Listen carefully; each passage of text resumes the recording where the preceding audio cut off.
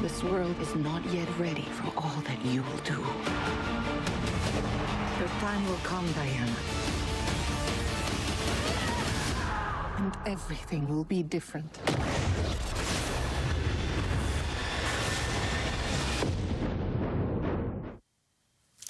This week, this is awesome. This week, Warner Brothers announced it would be releasing the highly anticipated film Wonder Woman 1984 in theaters and on HBO Max on Christmas Day. This comes just weeks after Disney released the live-action remake of Mulan for a $30 fee on Disney+. Given that Christopher Nolan's Tenet, the first blockbuster to open during the pandemic, drastically underperformed at the box office, and that Regal Cinemas, the second largest movie chain in America, closed all of its theaters recently, what does this mean for the entertainment industry's post-pandemic future?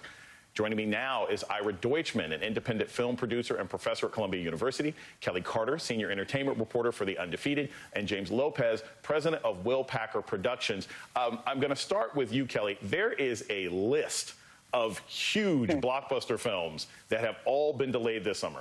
I know movies like Escape Room 2, I'm sorry, I like the first one, Ghostbusters Afterlife, James Bond, all these movies are being pushed to next year. What is the impact going to be on Hollywood and entertainment as they run into other movies that were already slated for 2021? Yeah, I mean, I think people, by people, I certainly mean the studios, are looking to see what's working on streaming, what's working on at-home releases. I mean, you look at somebody like Netflix, for example. The first half of this year, they picked up in excess of 25 million new subscribers. I would be willing to guess and bet that a lot of those subscribers came in March and probably the early part of April, because suddenly everyone found themselves at home with no access to the outside world. And so very smartly, Netflix was the first streamer to really start picking up a lot of these projects. You look at something like Gina Prince Bythewood's The Old Guard. That was a film that was made to be seen at the theater, but it did so well. It opened in more than 190 markets at the same time around the world and got way more eyeballs than it would have. And I think what's probably going to happen is studios are going to look at new ways to measure success.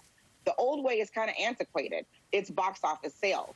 But now that box office sales really aren't showing the full potential of how financially strong a film is doing, we're looking at other ways. You know, Disney Plus has now more than 60 million subscribers for much the same reasons. Amazon has a slate of really great films that are coming the end of this year through next spring that they're going to try and do the simultaneous release at theaters, but also release at home, you know, model. And I think that's really going to be a new direction that we're going to start seeing Hollywood go into.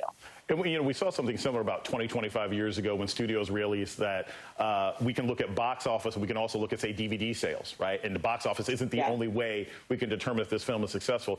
Ira, so one of the things that I think is a real challenge, though, is this is going to have an impact on movie theaters, right? There are 2,600 people in different areas that are getting fired, they're getting laid off, they're not able to come back to the theaters. And look, if I'm working at the local Regal Cinemas or I'm working at the local Lowe's, it doesn't help me at all that Disney Plus is streaming directly. It doesn't help me at all that something is coming through Amazon. What do you think is the future of the actual theater industry in America as this pandemic drags into what will likely be at least next summer? Well, we don't know when the pandemic is going to end. The fact is, at some point, it's going to end. And people are going to be craving communal experiences, craving being out of the house.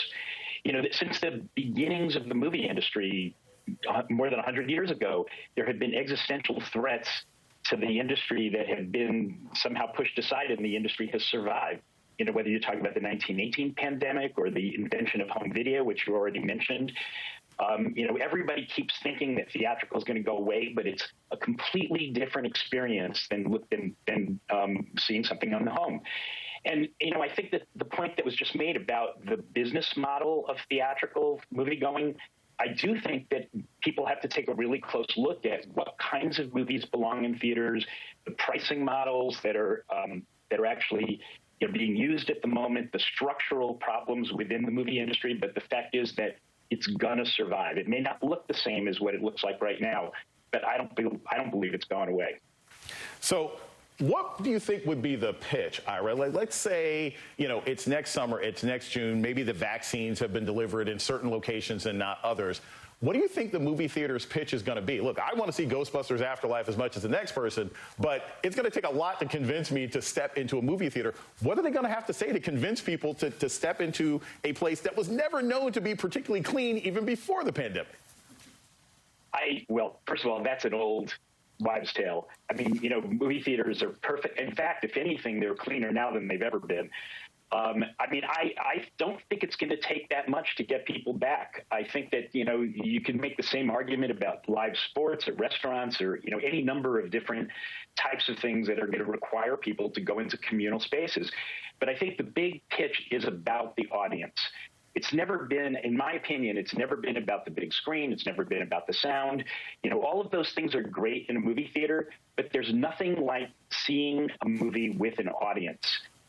Laughing, crying, being scared out of your chair, doing that with other people is a very, very different experience than sitting in front of the tube at home. James, so you work in production, and you've seen some of the challenges of not just sort of trying to get people tested, but moving from location to location to put something together. There's a lot of data out there now showing that just millions and millions of dollars have been lost in production throughout the country because of the pandemic.